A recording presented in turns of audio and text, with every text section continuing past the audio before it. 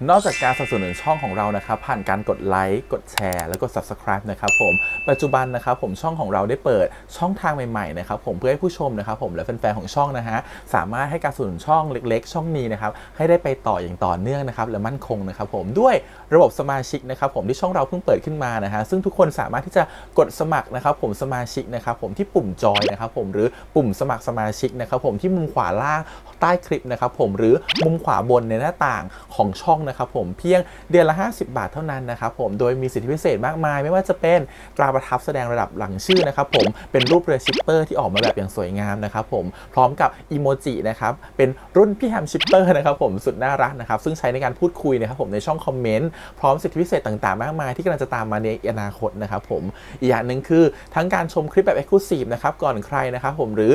โอกาสที่จะได้ทำกิจกรรมต่างๆร่วมกันในอนาคตนะครับผมก็สำหรับสมาชิกเท่านั้นนะครับผมที่เก็บสิทธิ์นี้เอาไว้ให้กับทุกๆท่านนะครับแต่หากระบบสมาชิกยังไม่หนำใจนะครับผมเรายังมีช่องทางอื่นให้สนับสนุนกันนะครับผมไม่ว่าจะเป็นระบบซุปเปอร์แตงนะครับผมซึ่งหากผู้ชมเนี่ยเจอสัญลักษณ์นะครับรูปหัวใจนะครับผมที่มีดอลลาร์ไซน์นะครับผมหรือสัญลักษณ์รูปเงินดอลลาร์อยู่เนี่ยข้างใต้คลิปใดคลิปหนึ่งเนี่ยสามารถที่จะคลิกนะครับผมเพื่อโดเนทนะครับผมแทนคำขอบคุณนะฮะเพื่อเป็นการสนับสนุนช่องได้นะครับหรือจะเป็นการโดเนทนะครับผ่านบัญชีธนาคารนะครับผมซึ่งได้ใส่รายละเอียดเอาไว้แล้วนะครับข้างใต้คลิปนี้นะครับผมเอาไว้ที่คำบรรยายใต้คลิปนอกจากนั้นนะครับผมเรายังได้เปิด Line Open Chat นะครับซึ่งชื่อว่า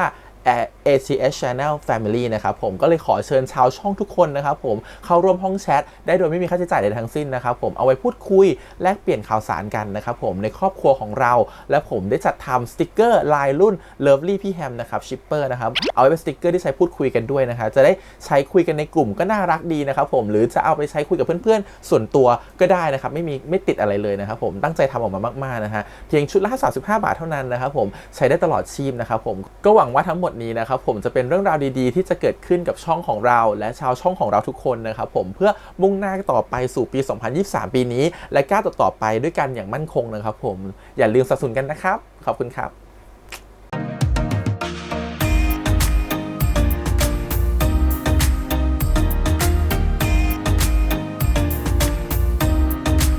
สวัสดีครับยินดีต้อนรับสู่ช่อง ATS Channel นะครับกับพบกันในการ reaction นะผมวันนี้อยู่กับพี่แฮมนะครับกับการซีรีส์เรื่อง 23.5 องศาที่โลกเอียงนะคะตอนจบแล้วนะครับผมใกล้แล้วนะครับผมตอนสุดท้ายแล้วมาดูซิว่าความสัมพันธ์จะเป็นยังไงเขาต้องแยกกันไปเรียนที่เมืองนอกเมืองนาหรือเปล่าแล้วกลับมาเจอกันใหม่ความสัมพันธ์ของเขาจะเป็นยังไงเมื่อเป็นความสัมพันธ์ทางไกลรวมถึงคู่อีกคู่หนึ่งด้วยนะครับผมกับเนาะไม่ชอบเลยนะครับผมมนุษย์ญาติมนุษย์พี่นะครับผมก็ดูซิว่าคู่นั้นจะเป็นยังไงลูน่านะครับผมกับเอลินนะสนใจคู่หนึ่งเหมือนกันเดี๋ยวไปรอดูความสัมพันธ์ของทั้งคู่รวมกันรวมถึงคู่อื่นๆด้วยเนาะในเรื่องไม่ว่าจะเป็นน้องเจริญกับพี่ต้นนะครับผมหรือจะเป็นวาวินนะครับกับตินจะเป็นยังไงบ้างก่อนอื่นขอบคุณทาง GMTV ที่อนุญาตให้ reaction ได้นะครับไปดูกันเลยครับผมกับเรื่องนี้ EP สุดท้ายไปเลยเราขอโทษนะที่ตอนนั้นเราไม่เข้าใจอะไรซันเลยขอให้เรา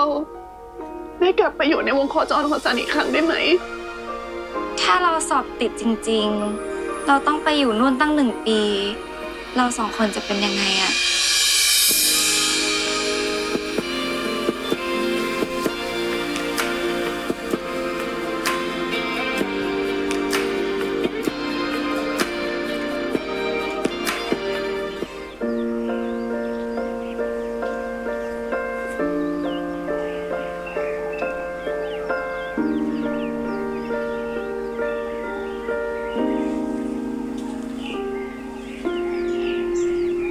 ซันฟังเรานะไม่ว่าเราจะอยู่ห่างไกลกันแค่ไหนความสัมพันธ์ของเราจะไม่ห่างไปไหนแน่นอนมันจะยังคงเป็นแบบนี้แต่ต่อให้ซันไปอยู่นอกโลกเราก็จะหาวิธีติดต่อซันให้ได้และไม่ว่ามันจะยากแค่ไหนอะเราสัญญา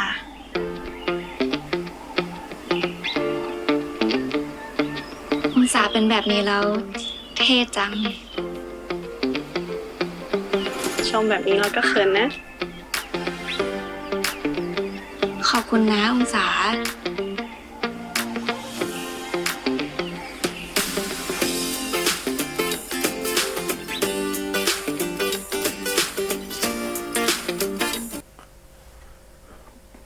ตอนจบสัญญานะพระอาทิตย์พ promise me the sun หนังสือที่กูยืมพวกมึงไปอ่ะกูกลับไปหาที่บ้านแล้วกูหาไม่เจอว่ะ กูว่าแล้ว เดี๋ยวไว้กูซื้อคืนนะ ซื้อมาให้กูด้วยกูยังไม่ได้ซื้อ โอ้โหสองคนนี้ ไอ้ลูน่าแหมพอมีความรักก็เนี่ยเปลี่ยนเป็นคนละคนเลยนะ ทำไงได้ ก็คนมันข้างรักอะแต่ทุกคนก็เป็นเหมือนกันปะวะ ไม่จริงอ่ะ น้องเอลินเขาก็ทำตัวปกติ มีแต่มึงนั่นแหละ ที่ทำตัวเกาะแกะน้องเขาอยู่ได้ กูเห็นแล้วหมั่นไส้ว่ะ โอ้โห ทีนี้มึงเข้าใจความรู้สึกพวกกูยัง ตอนที่มึงเก๊กหล่อเป็นวันน่ะ พวกกูอะก็หมั่นไส้มึงแบบนี้แหละ พูดถูกใจอะมาวิน แต่น้องเจริญคนดีของพี่ต้นเนี่ย ก็คงจะไม่หมั่นไส้พี่หรอกนะคะ หนูไม่รู้สึกแบบนั้นหรอกค่ะพี่ต้น โอ้ยโอ้แสนดีสุด แล้วหนูก็ไม่ได้รู้สึกรักพี่ต้นด้วยค่ะ จะเชื่อเลยอะว่าชีวิตมึงจะเจออะไรแบบเนี้ยมึงเจอมวยถูกคู่ไรต้น ๆ จ้าจ้า เก่งมากน้องเจริญ ผมว่าพี่ต้นกลับไปเป็นของทุกคนดีกว่าครับ อย่าเป็นของเจริญคนเดียวเลย มันชอบพี่แบบนั้นอะ ใช่ค่ะ เอ้ย แล้วสรุป ไอ้มาวิน กับน้องตินนี่ยังไงล่ะจ๊ะ ยังไงอะยังไงเอาดิ ก็ มันชอบความเจริญ ก็เอ้ยทุกคนดูนู่นดิ โอ้โห เดินจับมือกันมาเลยนะ ยังไงคู่เนี้ยคืนดีกันแล้วเหรอ ไม่อัปเดตเพื่อนเลยนะองศา เราสองคนกลับมาคบกันแล้วค่ะ เอาเรื่องว่ะองศา มนุษย์ยากง้อสำเร็จสักที ง้อแต่แรกก็จบแล้ว ทำตัวเพี้ยนอยู่ได้ โอ้ก็คนมันไม่รู้อ่ะ ไม่เคยทะเลาะกับแฟนนี่นา ก็องศาซื่อบื้ออะ ว่าเราอีกแล้วนะ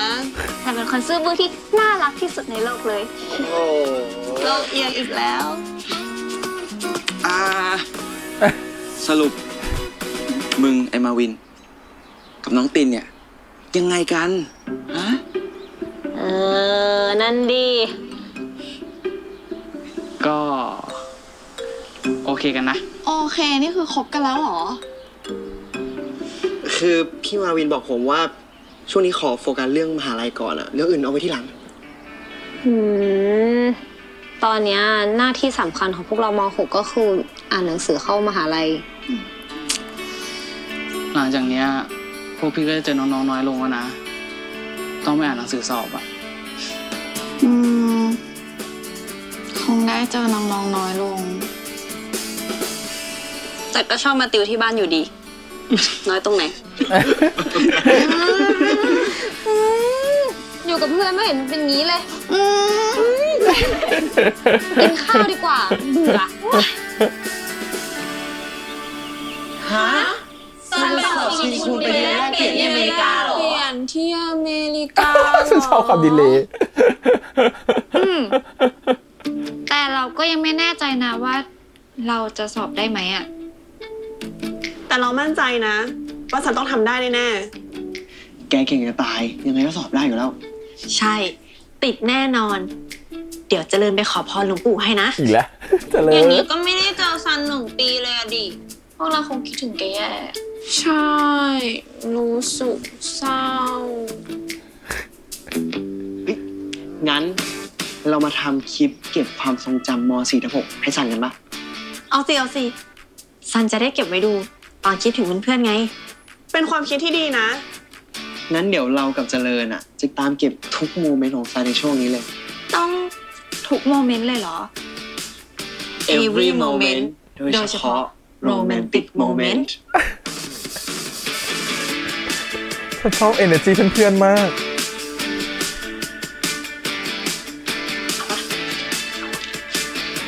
ไม่กินเหรอคำหนึ่งจะได้ โม มีแรง เมนต์แรกเก็บไปเลยลูก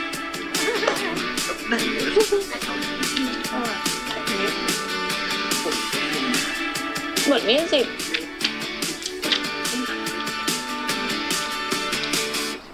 ถ้าซันได้ทุนไปเรียนแลกเปลี่ยนที่อเมริกา แบบนี้ชมรมดาราศาสตร์ก็จะขาดคน แล้วชมรมจะถูกยุบไหมคะคุณนิดา ซันแค่ไปเรียนแลกเปลี่ยนนะคะ ไม่ได้ย้ายโรงเรียนนะคะ ครูแบมแบม ซันยังเป็นเด็กของเอสตาค่ะ ชื่อก็อยู่ในชมรมดาราศาสตร์เหมือนเดิมค่ะ ค่อยโล่งใจไปหน่อยนะคะ หนูสองคนทำอะไรอะจ๊ะ อ๋อพอดี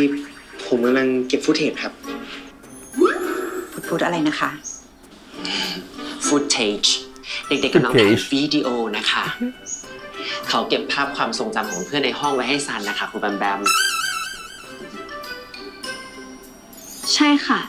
พวกหนูกำลังถ่ายชีวิตประจำวันของซันกับเพื่อนๆอยู่ค่ะ อะไร เราออกจากกล้อง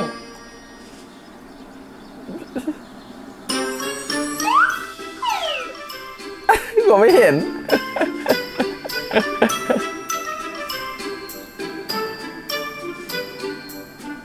พี่น้องทำอะไรเนี่ย ก็จะได้มีเอเลี่ยนอยู่ในกล้องไง เอลินชอบเข้ากล้องเหรอ เปล่า ก็เอเลี่ยนอยู่คนละห้องกับมนุษย์ซัน มนุษย์ซันจะเจอเอเลี่ยนได้แค่ที่ห้องชมรม เผื่อมนุษย์ซันจะได้ไม่ลืมเอเลี่ยนตัวนี้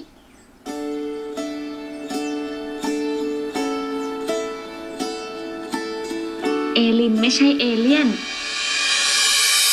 แต่ว่าเอลินคือเพื่อนของทุกคนนะ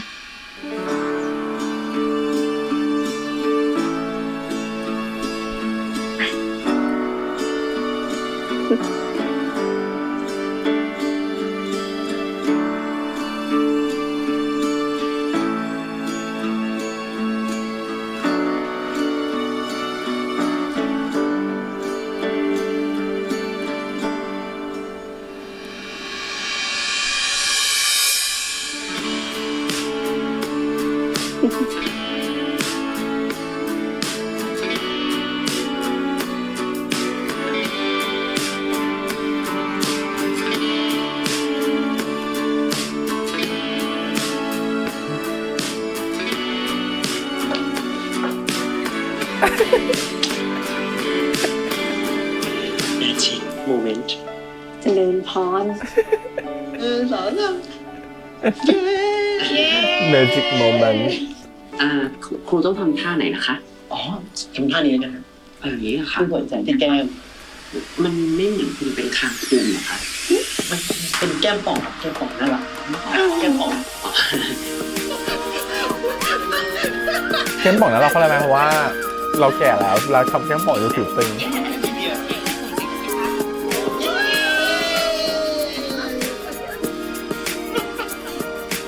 ขอบคุณทุกคนมากเลยนะ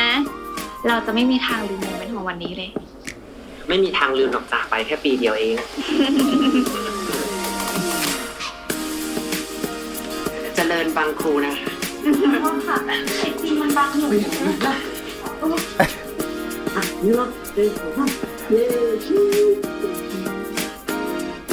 ต่อไปนี้เราต้องตั้งใจอ่านหนังสือเตรียมสอบแล้วแหละ แต่ปกติซันก็ตั้งใจอยู่แล้วนะ ก็ต้องตั้งใจมากกว่าเดิมอีกไง อยากได้กำลังใจจากองศาจังเลยอ่ะ ซันเก่งอยู่แล้ว ซันทำได้แน่ เรารู้สึกว่ากำลังใจมันน้อยไปหน่อยอ่ะ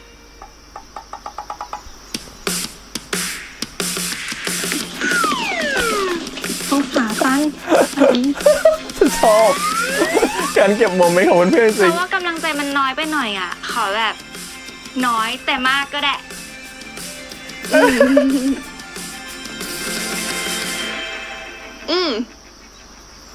น้อยแต่มาก จุบหัวเลยจุบหัวจุบหัวจุบหัว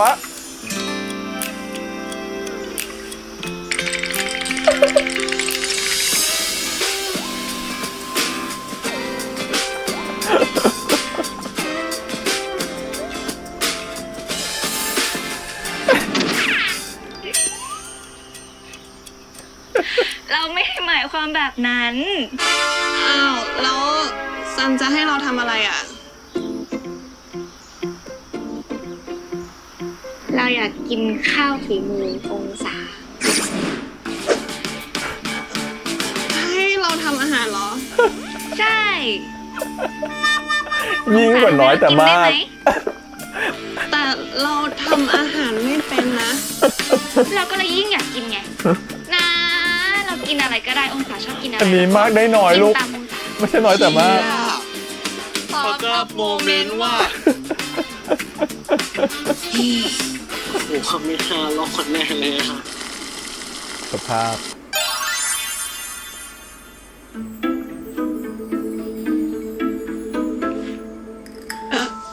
ทำไมเหรอคะพ่อ มันแย่มากเลยเหรอคะ มันไม่ได้แย่ลูก แต่ว่า หนูทำอาหารไม่ได้เลยต่างหาก อะไรมันจะขนาดนั้น ผมเคยให้เขาต้มไข่นะคุณ ต้มไข่ไม่สุกเนี่ย มันเป็นเรื่องปกตินะพ่อ ใครๆก็เคยผิดพลาด แต่ว่าองศาเนี่ยเขาต้มไข่ระเบิดเลยอ่ะ ถ้าต้มไม่รอด ลองทอดยังคะพ่อ ทอดนึ่งตุ๋นเจียว สารพัดเมนูเนี่ยลองทำมาหมดแล้วนะ แต่ว่าก็กินไม่ได้สักอย่างเลยอ่ะ ขนาดลาเต้ไม่กินเลยอะงั้นลองคิดในแง่ดี เราลองเริ่มจากอะไรที่มันง่ายๆก่อนดีไหม ต้มไข่ยังไม่ง่ายพออีกเหรอ ก็เริ่มจากอะไรที่มันเบสิกก่อนไง ไม่ต้องปรุง แซนด์วิช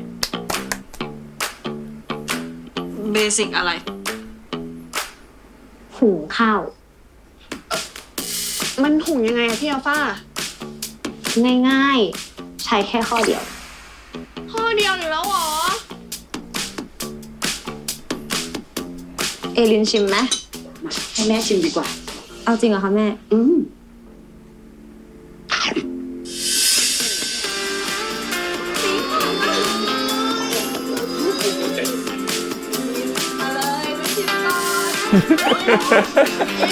อ็นดูเอลินอะ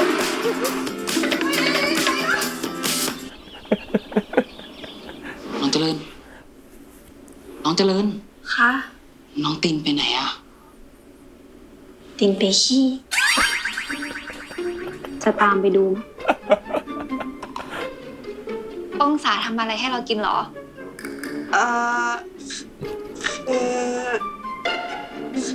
ข้าวอ่ะ ข้าวผัดเหรอ กระเป๋าเหรอ ซันลองเปิดดู หรือข้าวห่อสาหร่ายวางๆไปตกแต่งหน้า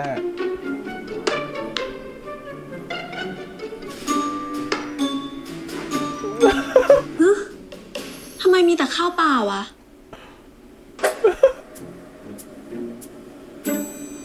อ๋อ เรื่องนี้เนี่ย พี่ต้นเข้าใจน้ององศานะคะ ยังไงอะคะพี่ต้น อ๋อ ก็กับข้าวเนี่ย มันก็คงจะติดอยู่ที่ฝากล่องแหละค่ะ กับข้าวก็ไม่มีมีแต่ข้าวสวยนั่นแหละทำรอดอยู่เมนูเดียว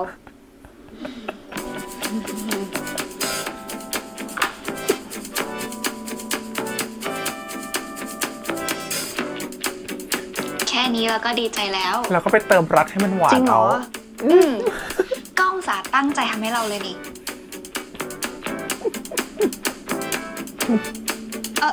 เรามีผงโรยข้าวด้วยนะ ผงโรยใช่ ถ้าจะขนาดนี้อะไม่เอาน้ำปลามาด้วยเลยล่ะ เอ้ย เราเอามา องศา น้องเจริญเขาประชด ไม่ใส่อะไรเลยเหรอ ไม่อะแค่ข้าวเปล่าๆก็อร่อยแล้ว มันหวานแหละ โรแมนติกโม รสชาติมันแบบมีความหวาน หวานปลาย มนุษย์พี่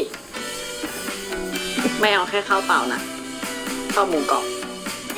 ไม่อะพี่จะทำผัดผักบุ้งให้กิน งั้นเดี๋ยวหากินเอง เอาอย่างน้ำซันเขาบ้างสิ แฟนเขาทำอะไรให้เขาก็กินหมดเลยอะ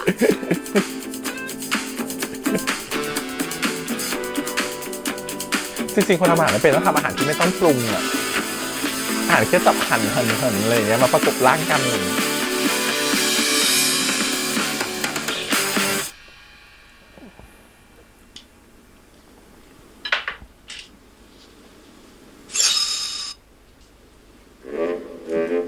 มองอะไรคะคุณองศา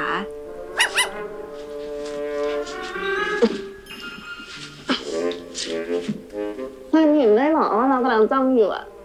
ว่าตั้งใจอ่านหนังสือ ไม่ต้องเห็นก็รู้สึกได้ เพราะว่ายังไงโลกก็โคจรรอบดวงอาทิตย์อยู่แล้ว พูดแบบนี้ คิดว่าโลกเป็นของตายเหรอ ไม่ได้เห็นโลกเป็นของตายสักหน่อย เห็นว่าเป็นของคู่กันต่างหาก ฉันพูดแบบนี้ โลกเปลี่ยนสีนะ เปลี่ยนเป็นสีอะไรเหรอ ก็เปลี่ยนเป็นสีแดงนิดๆมันคืออะไร ไม่ทำกันบ้านแล้ว อ้าวซันอ่านหนังสือเถอะเราไม่กวนแล้ว ไม่อ่ะ ก็โลกเปลี่ยนสีอ่ะ โลกสีชมพู แต่ตอนนี้เปลี่ยนจากสีแดงนิดๆเป็นสีแดงเข้มอะ ไหนขอดูหน่อย ก็ปกตินี่ แล้ว ถ้าแบบนี้ล่ะ จะเรียกว่าปกติไหม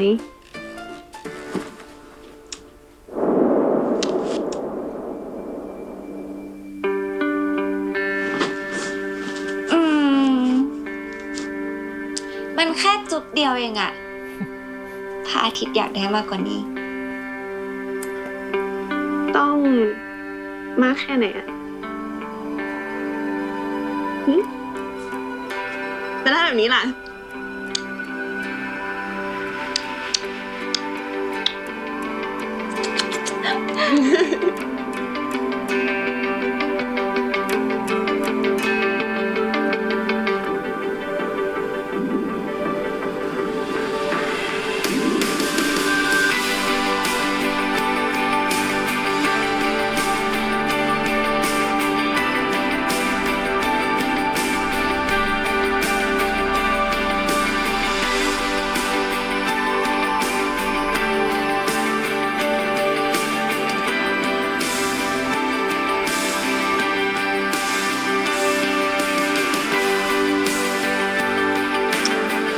พอใจไหมจ๊ะพระอาทิตย์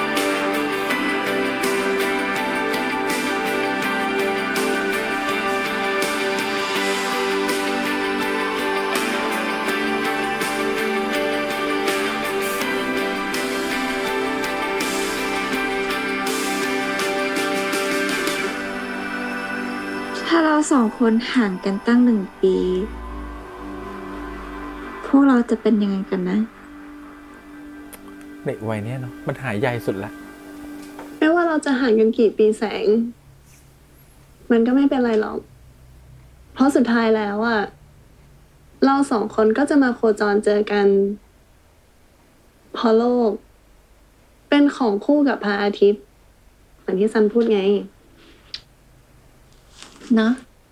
แค่ปีเดียวเอง แค่ปีเดียวเอง ซันจะคิดถึงเราไหมนะ นั่นสิ คิดถึงดีไหมอะ จะไม่คิดถึงเหรอ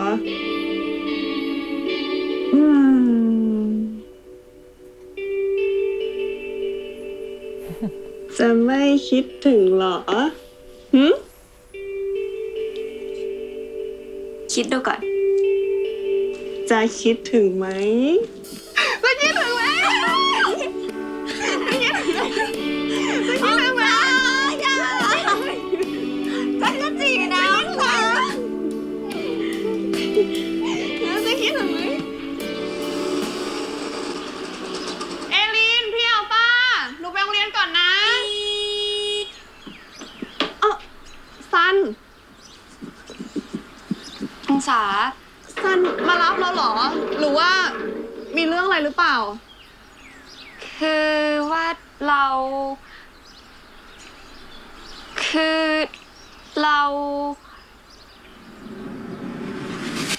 ตัดสินใจไปเรียนเลขเมนได้แล้ว เราจะได้ไปเรียนที่อเมริกาแล้วองศา เราสำเร็จแล้วองศาดีใจไหมดีใจสิ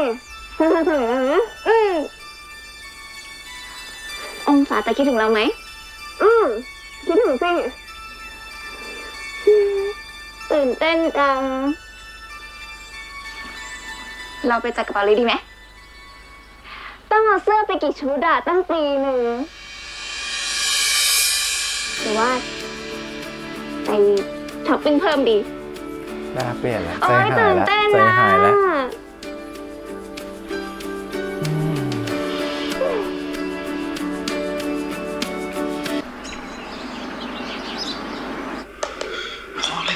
มึงเนี่ย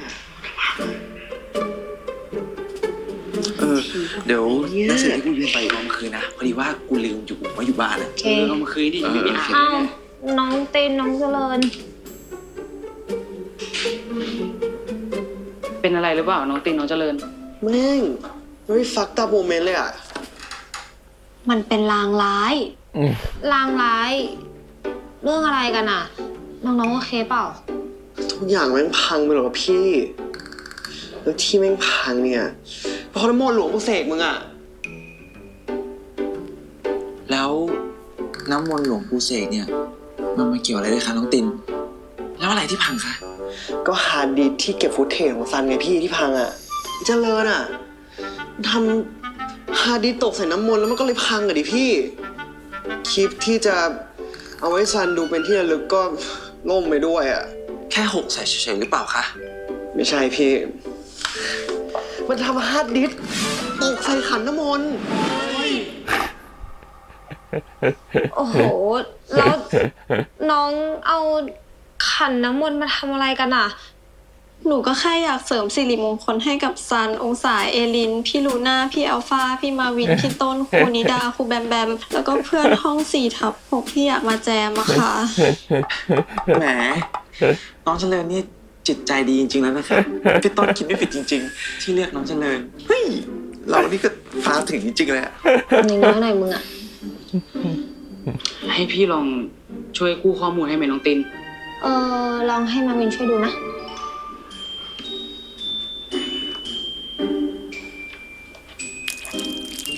อุ้ย แน่ใจนะ ว่าตกใส่ขันน้ำมนต์อะตกไปกี่นาทีเนี่ย วันหนึ่งค่ะ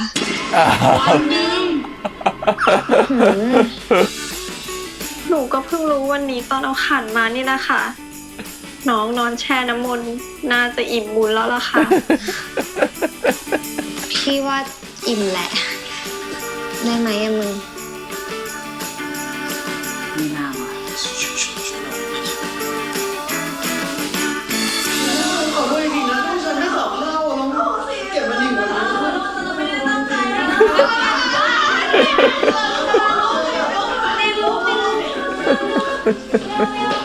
พอแล้วไม่ต้องไหว้อุ้ยพอแล้วไม่เอาอย่าไหว้เราสิเดี๋ยวเราแก่เร็วนะ ตินเจริญ พวกเธอไม่ต้องทำคลิปที่ระลึกอะไรให้เราหรอก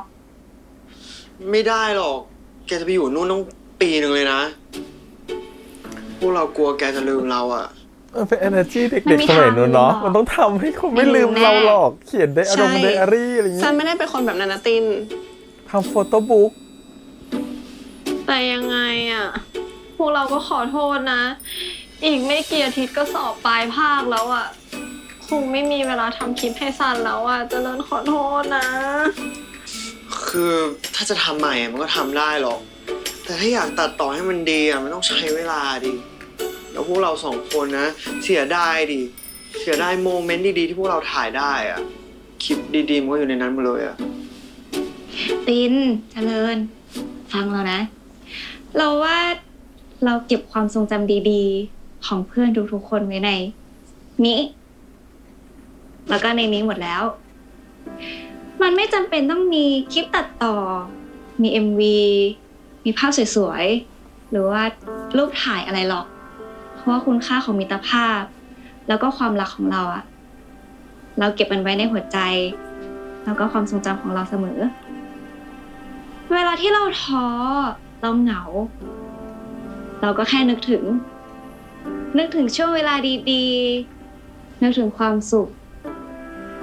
นึกถึงเสียงหัวเราะ พวกเรา16กันแค่ครั้งเดียวนะ แล้วทีนี้พวกเราจะไงต่ออ่ะ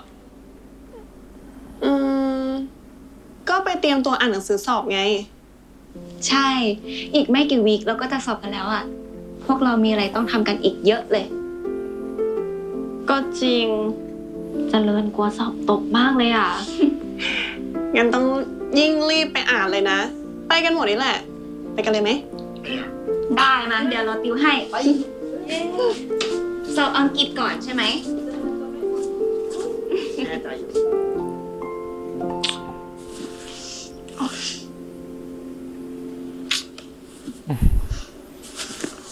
สงสัยเมื่อคืนนอนผิดท่าแน่เลยอ่ะ ก็บอกแล้วว่าอย่านอนอ่านหนังสือ ก็มันอ่านไม่ทันนี่นาว้ายแสงจริงเลย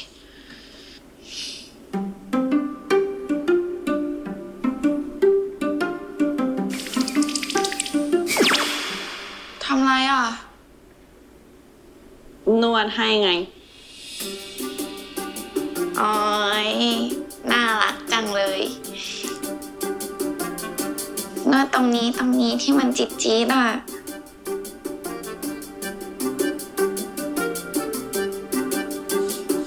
นวดเก่งนะเนี่ย ต่อไปนี้ ถ้ามนุษย์พี่อ่านหนังสือไม่ไหว เดี๋ยวจะอ่านออกเสียงให้เอง มนุษย์ ถ้าใช้หูฟัง จะจดจำได้ง่ายขึ้น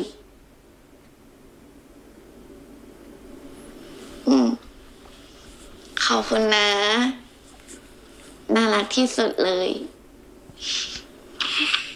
นี่ มีของจะมาอวดด้วย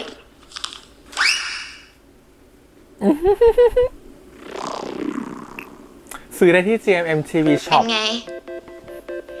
หมวกเอเลี่ยนแบบเดียวกันเดะน่ารักไหม น่ารัก แบบเอเลี่ยน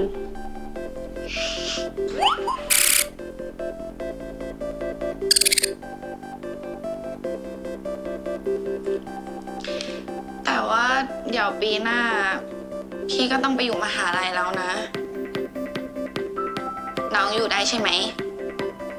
อยู่ได้ ตอนนี้มีเพื่อนแล้ว มนุษย์พี่ไม่ต้องเป็นห่วง เราก็คงได้เจอกันน้อยลง แต่ว่าพี่สัญญา ว่าน้องจะคอยเห็นพี่อยู่ตลอด มนุษย์พี่จะเล่นมุกดวงจันทร์ใช่ไหม เอ๊ะ รู้ทันแล้ว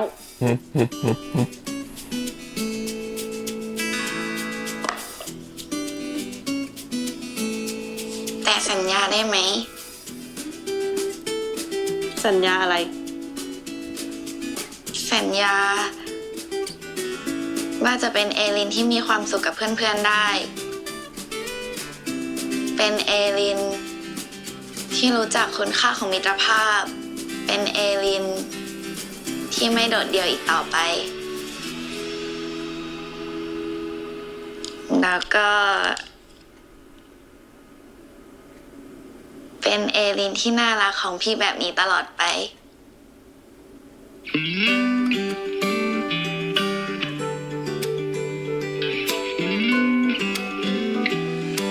สัญญา พี่ก็สัญญาว่าพี่จะรักเอลินตลอดไป อันนี้ไม่ใช่สัญญาจากดวงอาทิตย์นะ นี่คือสัญญาจากดวงจันทร์ เอานิ้วโป้งมาสิ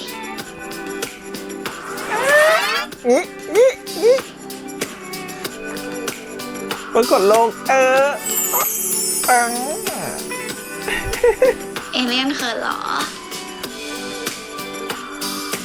เอเลี่ยนตัวนี้ก็เขินเหมือนกัน วันสุดท้ายของการสอบเร็วมากจ้ะ ในที่สุดก็สอบเสร็จแล้ว แบบ แบบนี้ต้องฉลอง เฮ้ยงั้นไปบุฟเฟ่ชาบูป่ะ ไปดิครับ บุฟเฟ่ปิ้งย่างได้ไหม อยากกินเบคอนกรอบ แหมอะไรกันคะน้องๆ ไม่คิดจะชวนพี่ต้นคนดีคนหล่อคนเท่คนคูลคนนี้เนี่ยไปกินด้วยเหรอคะ ๆก็ไปกันทั้งหมดนี่แหละค่ะ ถือว่าเลี้ยงอำลาผู้พี่ๆด้วย แหมน้องเจริญเนี่ยก็คงจะคิดถึง ไปตั้งใจสอบเข้ามหาลัยเถอะนะคะพี่ต้น แล้วน้องตินทำได้ไหม ก็ได้นะพี่ ต้องขอบคุณพี่เลยที่ช่วยติวให้อ่ะ ผมว่าเทอมเนี้ยคะแนนผมพุ่งปี๊ดเลย แล้วองศากับซันอะเป็นไงบ้างทำได้ไหม ได้ค่ะ มึงไม่ต้องไปห่วงสองคนนี้หรอก นี่คนที่น่าห่วงอยู่นี่ โอ๊ย ไอ้ต้นอะมาแค่ได้ทำเอ้ยว่าแต่ปกติหลังสอบเสร็จมึงต้องไปให้กำลังใจน้องๆไม่ใช่หรอ วันนี้มึงไม่ไปทำหน้าที่พี่ต้นเหรอวะ เออ จริงด้วย ขอโทษนะคะน้องเจริญ เดี๋ยวพี่ต้นเนี่ย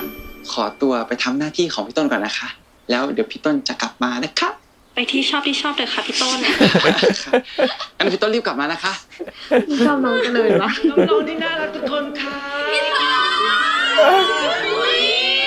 พี่ต้นมีลูกอมสูตรพิเศษมาให้พวกเราด้วยนับพร้อมกันนะ1 2 3 โอ๊ยครูแบมแบมจะหายสวยกี่โมง เธอทำ ก่ อะไร อน คุณแบมแบมอ่ะถือซะว่ามันเป็นสะเก็ดความรักอะครับ สะเก็ดความ สะ รั เก็ ก ดความรักเหรอ เธอเจอสะเก็ดครูหน่อยไอ้ต้นนี่ พอเมื่อถึงเวลาที่ซัน จะต้องห่างไปไกลจริง ยังไงเฮ้ยเอเลี่ยน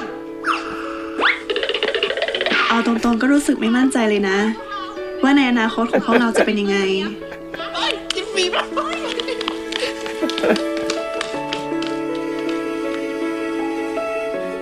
องศา เดี๋ยวเราไปลาเดียวิงของขวัญกันนะ เดี๋ยวเราตามไป ให้เรารอไหม ไม่เป็นไร องศาไปก่อนเลย งั้น เดี๋ยวตามมานะ อืม สัญญานะพระอาทิตย์ อย่าเดี๋ยวตามไปนะ แต่สุดท้าย พอคิดมากไป มันก็ไม่ได้ช่วยอะไรอยู่ดี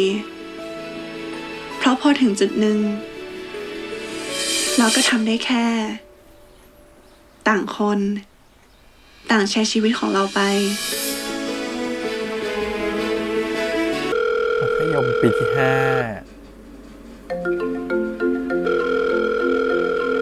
ปิดเทอมผ่านไปไวมาก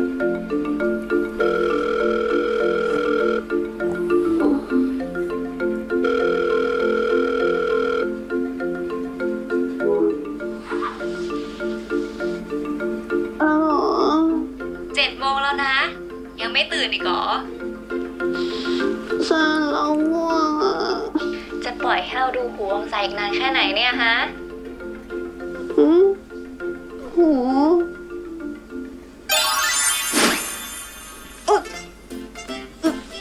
โทษทีนะซัน เราเบอร์อ่ะเราคือเราอ่านหนังสือจนนอนดึกไปเลย เดี๋ยวนี้ตั้งใจอ่านหนังสือขึ้นเยอะเลยนะเนี่ย ว่าที่สัตวแพทย์หญิง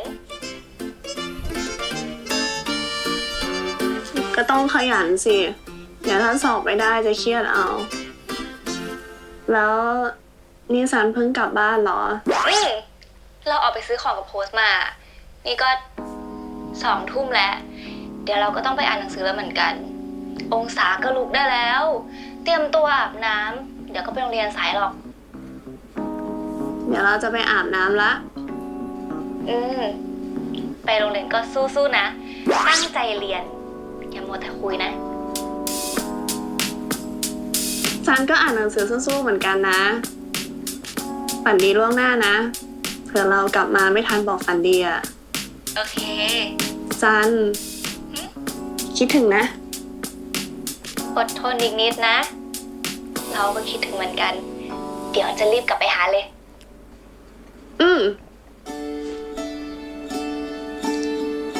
ตอนนี้ระยะทางของฉันกับซัน ห่างกันกว่า 14,000 กิโลเมตร เวลาก็ต่างกันถึง 12 ชั่วโมง และถึงชีวิตม .5 ของฉัน จะไม่มีซันเรียนอยู่ด้วย แต่ก็มีสมาชิกใหม่อย่างเอลิน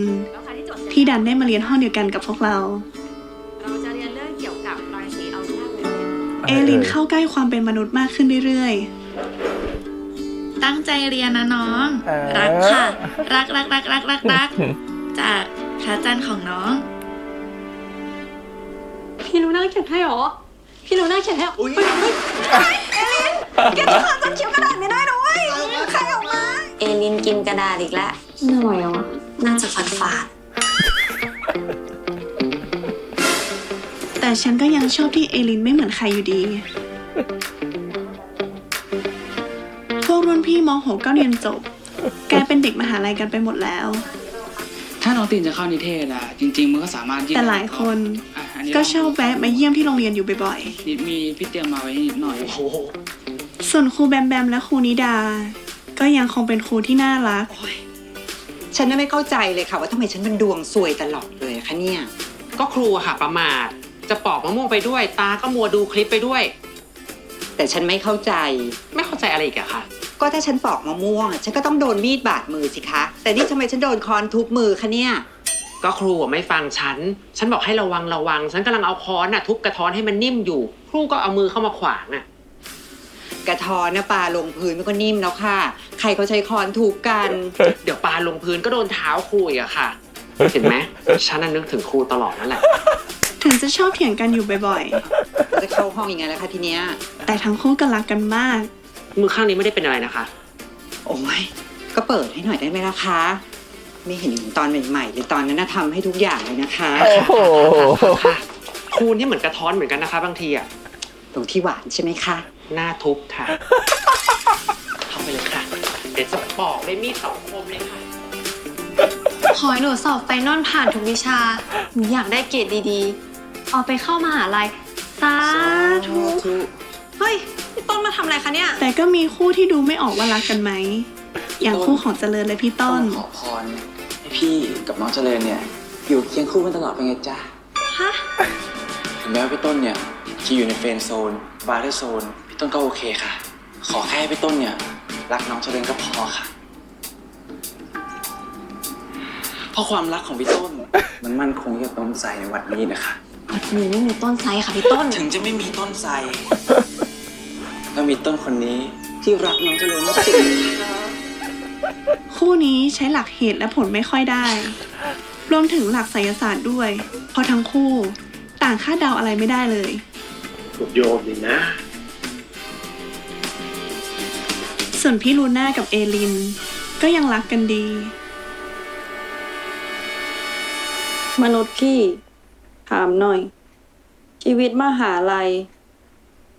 กับชีวิตมัธยม แตกต่างกันยังไง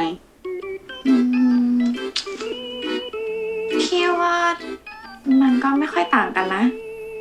แค่ว่าเรามีอิสระมากขึ้น เลือกเรียนเองได้ ไม่ต้องเข้าแถวตอนเช้า แล้วก็ไม่ได้เลิกเรียนเวลาเดิม แต่ว่าเราก็ต้องมีความรับผิดชอบมากขึ้น แล้วก็ตั้งใจมากขึ้น ฟังดูรับมือยาก น้องกลัวเหรอ นิดหน่อย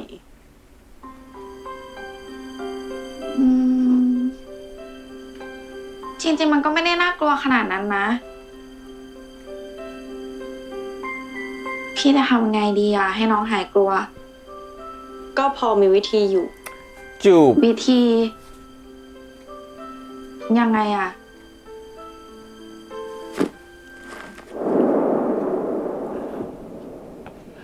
เพราะว่าโลกมันเอียงมันเสียงมันหมุนไปตามที่เธอ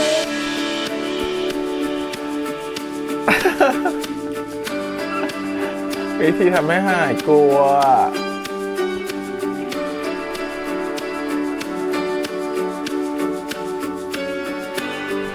Fearless Kiss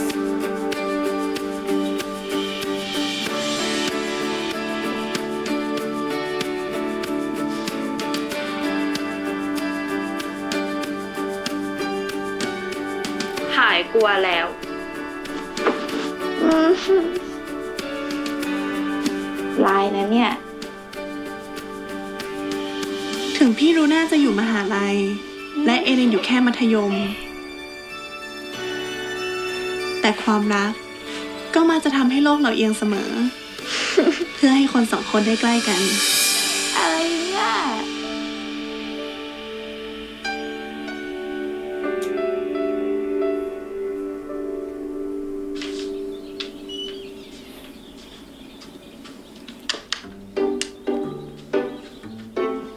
ส่วนความรักของฉัน ก็ยังคงเป็นการเฝ้ารอ ลาเต้นน่ารัก ให้ดวงอาทิตย์กลับ ชอบ มาตามสัญญา รอมาจะ1 ปีละ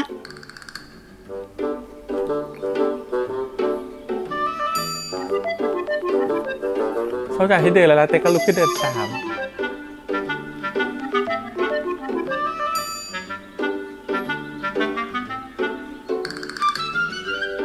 หลับเหรอ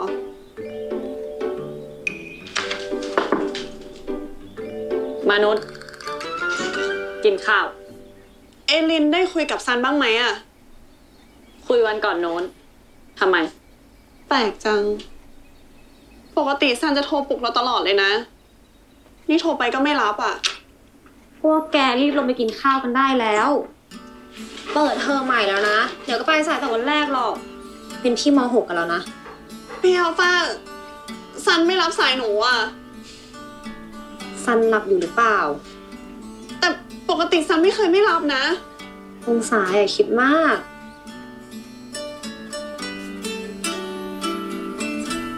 มานิ่งทุกคน ขึ้นม .6 แล้วอะเร็วมาก มนุษย์พี่ เมื่อไหร่จะกลับบ้าน แต่ว่าตอนนี้ ฉันไม่ได้เป็นองศาคนเก่าที่ขี้กลัว ไม่มั่นใจ หรือเป็นคนที่เอาแต่แคร์สายตาคนอื่นอีกต่อไปแล้ว ฉันคือองศาที่เข้มแข็ง องศาที่ได้รับความรักจากพระอาทิตย์ จนตอนนี้ ฉันเป็นคนที่มั่นใจมากขึ้น จะไปโรงเรียนทันไหมเนี่ย ฉันอยากจะรู้ว่ามั่นใจมากขึ้นคือแค่ไหนของเธอ เพิ่งมาอยู่กรุงเทพเหรอ เราอะ ใช่ค่ะพี่ กฎของการเรียกวินอะมีอยู่แค่ข้อเดียวนะ ข้ออะไรเหรอคะ ข้อ นิ้ว ชี้ไงล่ะ หุยแท้ข้อเลยอ่ะพี่ จำเอาไว้นะคราวหลังจะได้เรียกถูก ขอบคุณนะคะ ไปเอสตาค่ะ เชิญเลยครับ รอแป๊บนึงนะน้อง รถหมด ค่ะ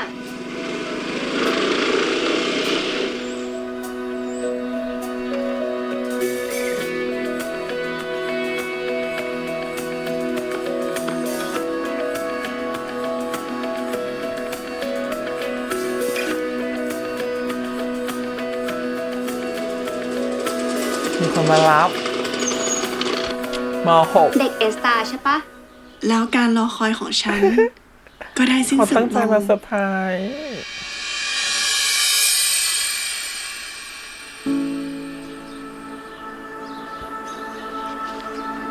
ซัน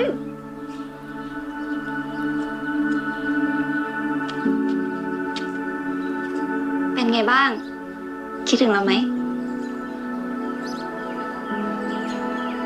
คิดถึงสิ คิดถึงมากด้วย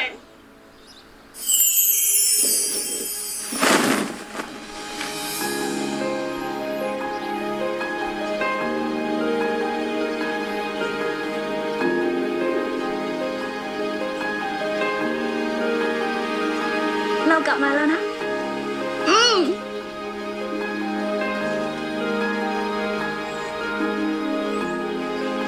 ฉันไม่รู้หรอกนะว่า อนาคตของฉันกับซันจะเป็นยังไง เราซันนะ เธอชื่ออะไรหรอ ยินดีที่ได้รู้จักนะ องศา ตินไม่ได้เก็บภาพไว้ แต่พวกเรามีความทรงจำร่วมกัน มั นะฮะ จะมีเรื่องราวดีๆ เกิดขึ้นกับเราได้เสมอ แต่ตราบใดที่โลก ยังโคจรรอบดวงอาทิตย์ ฉันก็จะยังคงเป็นองศา ที่เป็นหน่วยวัดขนาดมุม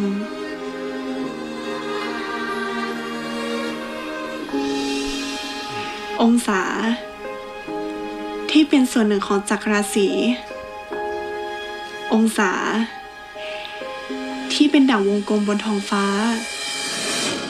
องศาที่รู้ขนาดและอุณหภูมิความร้อนของพระอาทิตย์ได้อย่างดี เราอะไม่อยากให้องศาคิดว่าตัวเองด้อยกว่าคนอื่นนะ สิ่งที่องศาทำวันนี้อะโคตรเท่เลยเพราะโลกของฉันมันหมุนโคจรรอบดวงอาทิตย์อย่างซัน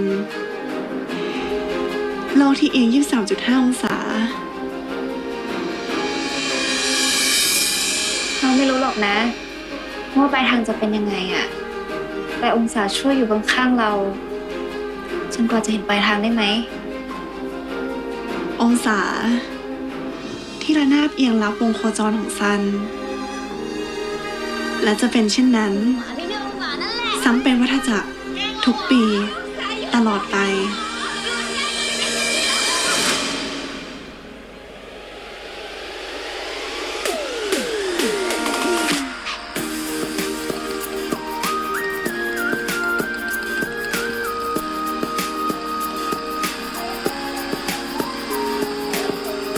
เวสต์ติสเจขี่เก่งขึ้นเยอะนะเนี่ย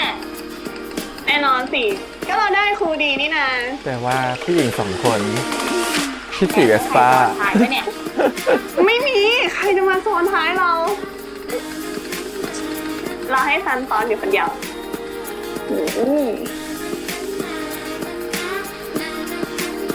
ขับดีเพราะว่าโลกมันเอียงมันเฉียงมันหมุนไปทางที่เธอที่ฉันนั้นเอาแต่พาอย่างนี้คงเป็นเพราะเธอที่เข้ามาดึงดูดเข้ามาทำให้ใจเต้นรัวแล้วฉันเป็นโลกของเธอบ้างได้ไหมให้เราได้รักกันองศา จบแบบอบอุ่นหัวใจนะครับผมความรักในวัยรุ่นวัยเรียนมันก็น่ารักแบบนี้แหละนะฮะทุกอย่างมันคือพลังงานที่ดีไปหมดเลยนะฮะไม่ว่าจะเป็นของช่วงการเปลี่ยนผ่านเข้าสู่รั้วมหาลัยหรือช่วงของการเปลี่ยนผ่านเข้าสู่การเป็นพี่ม.ปลายเรารู้สึกว่าพลังของวัยรุ่นมันมีอะไรบางอย่างที่รู้สึกว่าเป็น energy ที่เราคิดถึงเราชอบโมเมนต์หนึ่งที่บอกว่าเธอเราต้องอัดคลิปมันเป็นเราแบบเธอจะไม่อยู่ที่1 ปีมันต้องมีคลิปส่งเธอมันต้องมีความทรงจำดีๆมันต้องมีสมุดไดอารี่มันต้องมีแบบว่า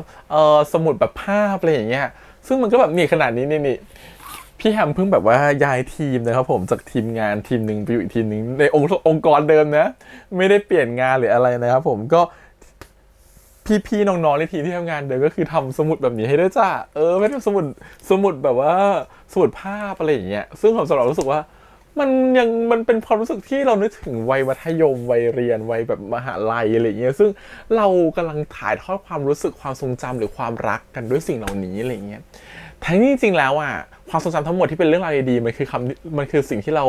จดจำได้มาตลอดเรื่องที่เราพูดแล้วขำเรื่องที่เราพูดแล้วหัวเราะเรื่องที่เรารู้สึกว่าคุยแล้วมันสนุกทุกครั้งมันก็ยังอยู่ในความทรงจำมันเป็นภาพที่ติดอยู่ในหัวของเราแล้วมันออกไปไม่ได้ฉะนั้นเราไม่มีทางลืมเรื่องเหล่านั้นเลยนะครับผมไม่จำเป็นต้องมาเป็นภาพไม่จำเป็นมาอะไรก็ได้เพราะทุกอย่างอยู่ในความทรงจำหมดแล้วถ้าถามว่าการทำสิ่งเหล่านี้มันมีค่าหรือเปล่าสำหรับเราสึกว่ามันก็มีค่านะครับเพราะสำหรับเราสึกว่ามันรู้ว่าสิ่งที่ทุกคนทำให้เราอ่ะมันคือสิ่งสำคัญแค่ไหนแม้มันจะออกมาไม่สวยงามแม้มันจะไม่สำเร็จสุดท้ายแล้วเหมือนที่เจริญกับตินทำมันจะไม่สำเร็จก็ตามแต่รู้สึกว่าอย่างน้อยๆเรารู้ว่าคนที่ทำให้เขารักเราแค่ไหนครับเพราะฉะนั้นสิ่งพวกนี้มันไม่ใช่เครื่องบอกว่าจะทบทวนความทรงจำหรือเป็นเครื่องที่บอกว่าเราจะจดจำภาพเหล่านี้เอาไว้ไม่มีวันลืมแต่สำหรับพี่แฮมสำหรับเรารู้สึกว่าสิ่งเหล่านี้มันคือตัวแทนที่เราบอกว่าคนที่ทำให้เราเขารักเรามากแค่ไหนเราว่านี่แหละคือสิ่งที่เป็นคำตอบของการได้รับมาจากความรักความรู้สึกจากคนที่เขามอบให้เรานะว่าสิ่งที่ตินกับเจริญกำลังทำเราว่าตัวซันเขารับรู้แล้วซันก็เป็นคนที่รู้สึกว่าโตมากโตทางความคิดมากๆแล้วก็รู้ว่ามันไม่จำเป็นเลยที่ตินกับเจริญจะทำอะไรออกมาให้กับซันเป็นรูปเป็นร่างแต่เราได้เห็นสิ่งที่ตินกับเจริญตั้งใจจะทำแล้วเรารู้ว่าสิ่งนั้นคือของที่มีค่ามากๆแล้วและถึงมันจะไม่สำเร็จความทรงจำที่มันดีก็ยังอยู่ในความทรงจำของเราเสมอ แล้วว่านี่คือสิ่งที่มันสำคัญและมันเป็นคีย์เวิร์ดที่มันไม่ใช่แค่การข้ามผ่านช่วงวัยที่จะเรียนรู้สิ่งนี้นะฮะแต่มันคือการที่บอกว่าเวลาเราโตขึ้นนะฮะบางทีของที่มันเป็นสิ่งของที่มันเป็นรูปร่างมันไม่ใช่สิ่งที่แทนความรักเสมอไปแต่ที่มาของสิ่งนั้นต่างหากความตั้งใจของสิ่งนั้นต่างหากที่มันเกิดขึ้นกับตัวเรานั่นแหละมันเป็นที่มาของความรักมากกว่างั้นสิ่งที่มันอยู่ในข้างในหรือมันคือแสดงความรู้สึกหรือความที่รู้สึกว่ามันเกิดจากคนที่เขารู้สึกจริงๆมันมีค่ามากกว่าแค่วัตถุที่เราเห็นงั้นสิ่งที่พี่จะบอกก็คือว่านอกจากแค่ว่าเราเห็นสิ่งตรงหน้าในวัยอย่างการโตขึ้นเนาะทุกๆอย่างมันจะเข้ามาผ่านเรามันจะยั่วยุเรามันทำให้รู้สึกว่าเราเห็นทุกๆอย่างมันมีผลต่อความรู้สึกไปหมดเลยว่าเขาทำดีต้องเป็นแบบนี้เขาสิ่งนี้ต้องทำให้เป็นแบบนี้แต่สุดท้ายแล้วเราเคยถามไหมว่ากว่าจะมาเป็นเล่มหนึ่งเล่มแบบเนี้ยมันผ่านความคิดอะไรมาบ้างมันผ่านสิ่งไหนมาบ้างมันผ่านการเลือกรูปมันผ่านการตัดต่อมันผ่านการตั้งใจมันผ่านการเขียนไดอารี่มันผ่านความคิดว่าฉันจะเขียนอะไรลงไปดีฉันจะเรียงภาพยังไงทุกอย่างมันใช้เวลาและต้นทุนนะฮะและทุกอย่างมันมีความคิดความรักทุกอย่างมันทุกๆ process ของการทำงานมันมีสิ่งที่เรียกว่าความรักอยู่ในนั้นอยู่แล้วเพราะฉะนั้นเราว่าคุณค่าของสิ่งหนึ่งมันไม่ได้วัดแต่ด้วยวัตถุที่เราได้มาแล้วเราก็วางไว้เฉยๆแต่มันวัดจากว่าเราเห็นความรักเราเห็นความพยายามเราเห็นต้นทุนเราเห็นสิ่งที่มันกว่าจะมาเป็นสิ่งนี้เราเห็นที่มาที่ไปของสิ่งนั้นมากน้อยแค่ไหนจริงๆบทเรียนนี้มันดูเป็นบทเรียนที่ไม่ได้ยากหรือมันไม่ได้ง่ายแต่จริงๆแล้วมันทำให้เราได้เห็นว่าไม่ว่าของชิ้นใดก็ตามหรือความรักใดก็ตามที่มันเกิดขึ้นกับตัวเราเราว่าซีรีส์กำลังจะบอกว่ามันไม่ได้มีค่ากับสิ่งที่เราเห็นตรงหน้าหรอกแต่สิ่งที่ไม่มีค่าที่สุดมันคือว่าเรารู้หรือเปล่าว่าก่อนที่จะมาเป็นตรงเนี้ยมันมีอะไรเป็นเชื้อมันมีอะไรเป็นที่มาที่ไปก่อนที่เราจะได้เห็นในสิ่งที่เราเห็นในวันนี้ถ้าเรารู้ถึงตรงนั้นเราอาจจะรู้และรักและรับรู้ถึงคุณค่าของคนที่อยู่ตรงหน้าเรามากกว่าที่เราคิดก็ได้เราว่านี่คือสิ่งที่เรื่องซีรีส์พยายามจะบอกนะฮะว่าบางครั้งเราตัดสินจากทุกอย่างจากสิ่งที่เราเห็นภายนอกไม่ได้เราตัดสินการกระทำว่าเขารักไม่รักเราจากสิ่งที่เราเห็นภายนอกไม่ได้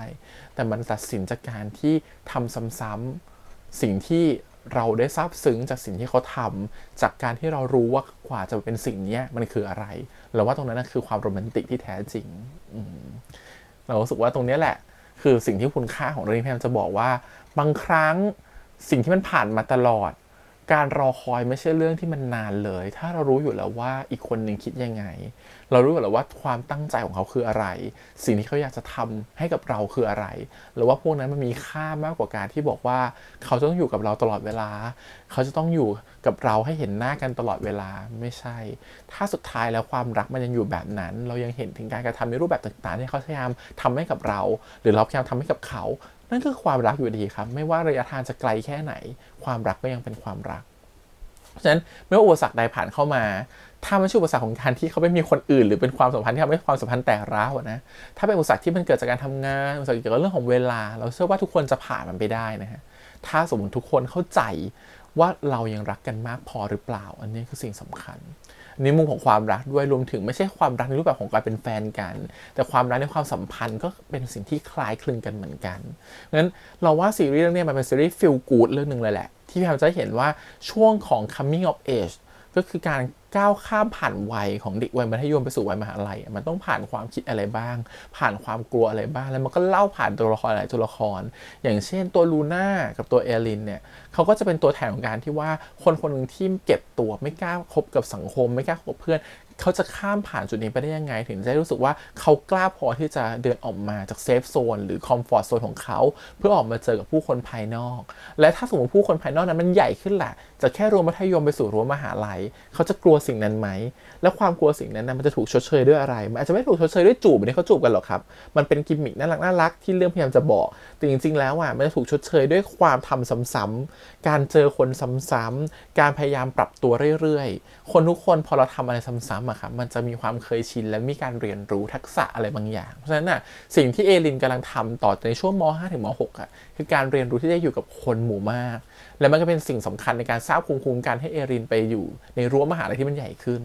แต่สิ่งสำคัญที่ทำให้เอลินเป็นคนกล้าแบบนั้นคือความรักที่อยู่ข้างๆเขานั่นคือตัวลูน่านั่นเองเพราะฉะนั้น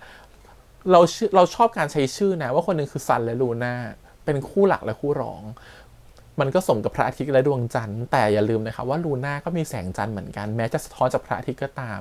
แต่ถึงจะเป็นแสงจันทร์ที่อ่อนแรงกว่าพระอาทิตย์แต่ก็เป็นแสงจันทร์ที่นุ่มนวลพอที่จะนำทางพาใครสักคนหนึ่งให้ออกจากความเศร้าหมองหรือพาใครสักคนหนึ่งให้เดินทางไปสู่จุดหมายปลายทางที่เรารับรู้ได้เหมือนกันว่าความรู้สึกของแสงจันทร์มันก็อบอุ่นไม่แพ้พระอาทิตย์เหมือนกันแล้วว่าเขาใช้ชื่อในการเปรียบเปรยได้ดีและลูน่าก็เป็นเหมือนแสงส่องชีวิตหรือแสงนำทางให้กับตัวของเอลินได้เหมือนกันแล้วก็เป็นแสงที่อบอุ่นมากๆแล้วก็เป็นแสงที่รู้สึกว่าถ้าเอลินขาดแสงนี้ไปอ่ะเขาก็อาจจะขาดความรู้สึกที่เขาอยากจะมีความรู้สึกของการที่อยากจะใช้ชีวิตร่วมกับผู้อื่นอยากจะใช้ชีวิตที่ตัวเองให้รู้สึกมีความสุขมากขึ้นไปก็ได้แล้วเชื่อว่าเอลินจะไม่มีความสุขเท่ากับวันนี้อันนี้ก็เป็นคู่หนึ่งของการเป็นตัวอย่างที่ดีนะครับผมแล้วก็ข้างรักกันมาก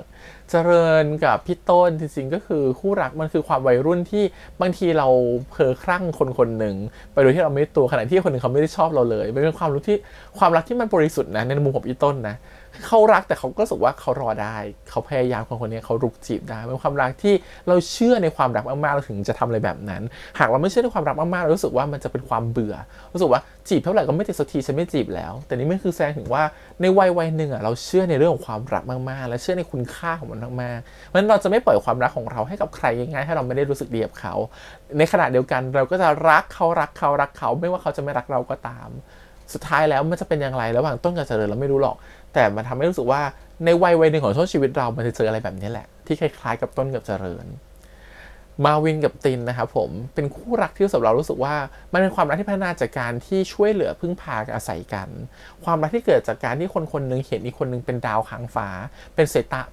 าร์ในสายตาเขาขณะที่อีกคนนึงเขาก็คิดว่าเขาไม่อยู่ในสายตาของน้องเลยไม่ใช่สายตาของใครเลยขณะที่คนหนึ่งเขามองเห็นความดีที่อยู่ในตัวของพี่เขาผ่านรูปร่างผ่านหน้าตาต่างๆไปเขารู้สึกว่ามันมองในเรื่องของจิตใจของกันและกันว่าจริงๆแล้วความรักไม่ได้จำเป็นต้องเกิดจากคนที่รูปร่างเหมือนกันเหมาะสมกันหล่อสวยแต่มันอาจจะเกิดจากใครก็ได้ถ้าความรักมันเกิดขึ้นแล้วมันก็คือความรักอยู่ดีรู้สึกว่าเขาคือตัวแทนของสิ่งนั้นนะครับว่าคนทุกคนสามารถกล้าที่จะมีความรักได้โดยที่ไม่ต้องมาบอกว่าตัวเองดีหรือไม่ดีหรือดีเด่นกว่าใคร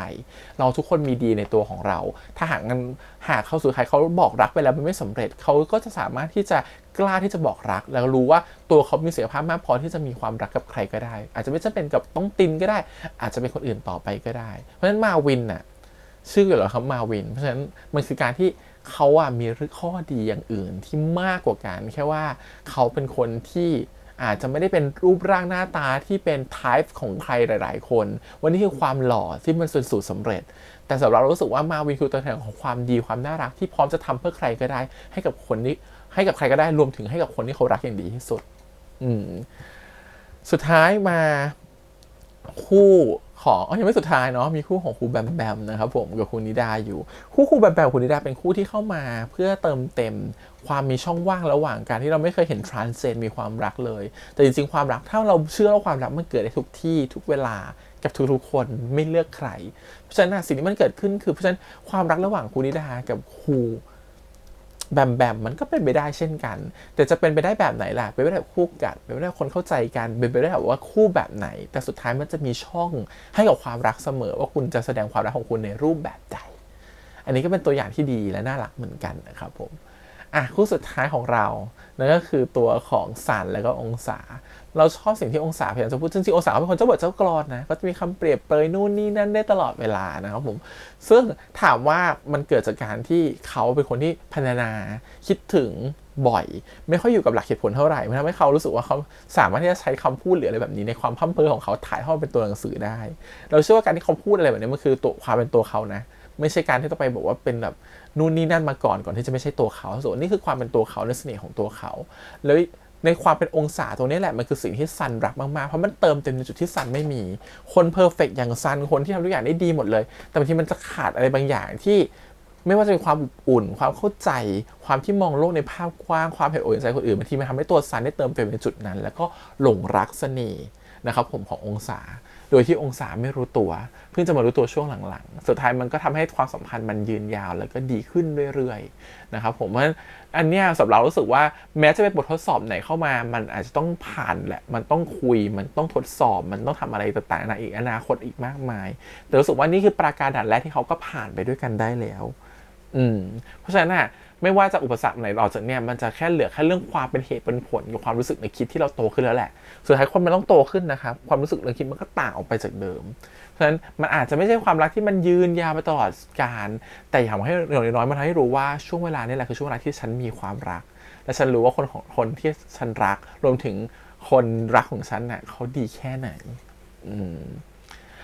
ก็รู้สึกเรารู้สึกว่าเนี่ยคือสิ่งที่เราเห็นนะและรับรู้ได้จากตัวขององศาและก็ซันชอบการเปรียบเปรยว่าเราขาดกันไม่ได้มันคือโลกกับพระอาทิตย์แหละ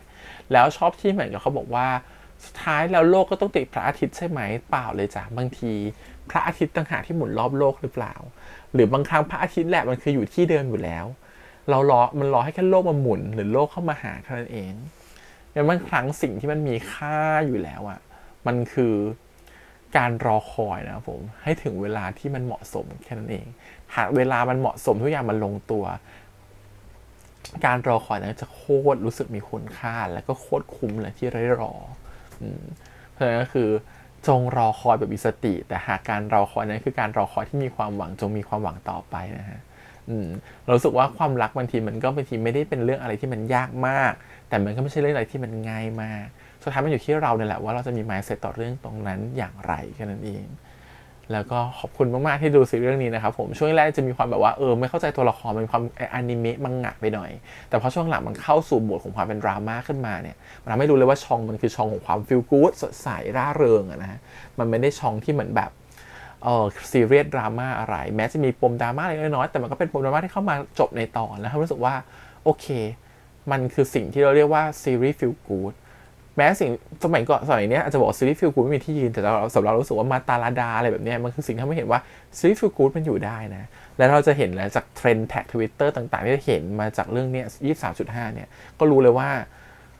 มันมีค่าต่อใครหลายๆคนแค่ไหนกับการที่เป็นซีรีส์ฟีลกู๊ดนะฮะเพราะสำหรับคนบางคนนะเขารู้สึกว่าการให้ดูซีรีส์อะไรแบบนี้มันจะลงใจมันแฮปปี้มันมีความสุขและซีรีส์เรื่องนี้รู้สึกว่ามันให้ในแง่นั้นได้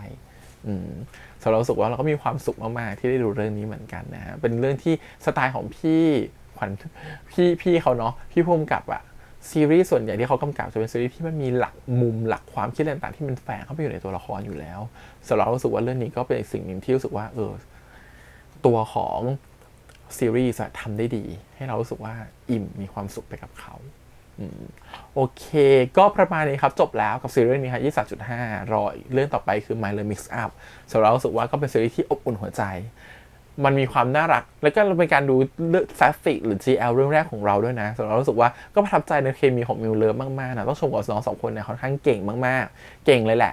เวลาการแสดงของเขาพอเขาโหมดจริงจังมันเก่งแต่พอมันใช้โหมดที่ไม่ใช่ตัวเขามันจะมีความแบบดรอปลงมาหน่อยแต่อะไรที่เป็นของตัวเขานะโหเก่งมากๆนะครับผมรู้สึกว่ารู้สึกว่ามันมีอะไรหลายอย่างที่รู้สึกว่ามันเหมาะมากๆกับความเป็นมิวเลิฟอะไรอย่างเงี้ยก็ถือว่าเป็นอีกคู่หนึ่งที่แบบน่าจับตามองนะคิดว่ากระแสของเรื่องนี้ไม่ธรรมดาเลยก็หวังว่าอาจจะได้เห็นมิวเลิฟนะครับผมในอนาคตอันใกล้กับงานต่างๆที่จะเทเข้ามาหากับมิวเลิฟนะครับผมก็รอติดตามชมได้เลยว่าจะเป็นยังไงโอเคถือว่าเป็นซีรีส์ที่สำหรับเรารู้สึกว่า success นะในแง่ของผ่านเขาเรียกว่า transaction ที่มันเกิดขึ้นในทวิตนะครับผมหรือในโซเชียลมีเดียแต่ทีเนี้ยสำหรับเรารู้สึกว่าตัวของซีรีส์มันก็จะมีแผลบางๆอยู่เหมือนกันในหลายๆอย่างนะครับผมด้วยความที่มันเล่าบางอย่างที่มันดูเซอร์เรียลขึ้นมาหน่อยมันทำให้การอะไรบางอย่างเนี่ยของการที่เราได้ดูมันเสพงานชิ้นหนึ่งมันอาจจะมีความขัดใจบ้างในบางมุมแต่โดยรวมแล้วว่าแก่นของมันและเมนไอเดียของมันสำหรับเรารู้สึกว่ามันเป็นอะไรที่มันดีมากๆก็ข ขอบคุณอีกครั้งกับทุกคนด้วยนะครับที่ตามช่อง ATS Channel มากับการดูซีรีส์ที่ 3.5 องศาครับผมที่โลกเอียงก็วันนี้ถึงเดินทางถึงตอนจบแล้วหวังว่าทุกคนจะสนุนต่อไปแล้วก็เดี๋ยวอีก2อาทิตย์เราจะเจอกันเรื่องใหม่กับเรื่องใหม่ Love X Up นะครับผมก็ฝากทุกคนติดตามชมด้วยละกันวันนี้พี่แฮมประมาณนี้ถ้าใครเห็นปุ่มซุปเปอร์แตงฝากกดปุ่มซุปเปอร์แตงด้วยถ้าไม่เจอปุ่มกดซุปเปอร์แตงคุณสามารถที่จะสนับสนุนช่องผ่านการโดเนทในบัญชีใต้ล่างได้นะครับผมก็ฝากด้วยละกันนะครับผมเป็นกำลังใจให้กันด้วยวันนี้พี่แฮมไปก่อนนะครับบ๊ายบาย